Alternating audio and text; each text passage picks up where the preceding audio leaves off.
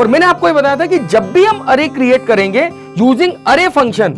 ठीक है, जब भी हम अरे क्रिएट करेंगे यूजिंग अरे फंक्शन, तो हमें जो ऑब्जेक्ट रिटर्न होगा that object is an ND array class object, है ना। अगर आपको याद है हमने कुछ इस तरीके से बात की थी कि यदि मान लो मैं एक अरे क्रिएट करता हूं यूजिंग numpy, तो हमने सबसे पहले इंपोर्ट किया, इंपोर्ट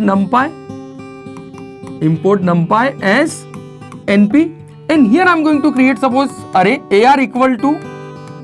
np dot array, है ना, np dot array। और यदि मान लो हम यहाँ लिस्ट फॉर्मेट में अरे क्रिएट करते हैं, मान लो मैं 2D अरे बनाता हूं, ये देखा था हमने last lecture if you remember 1 2 3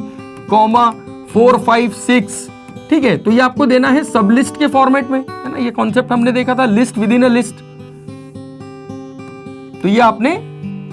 सब लिस्ट फॉर्मेट में अगर ये वैल्यू दी है so that it will create an 2D अरे फॉर यू। ऐसे ही हमने 0D अरे 1D अरे की भी बात की थी, 2D अरे की हमने बात की, 3D अरे हमने देखा था। लेकिन जब ये अरे आपका क्रिएट हुआ तो याद है हमने बात की थी this AR is an object of ND array class, right. तो ये जो ND अरे क्लास है जिसका ये ऑब्जेक्ट है AR,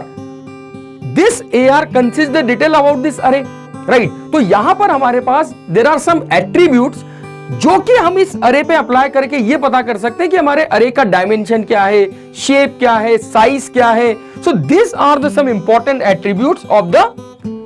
ND array class, right, कि ये ND अरे क्लास के इंपॉर्टेंट एट्रीब्यूट्स हैं जो हमें मल्टीपल टाइम यूज में आते हैं जब भी हम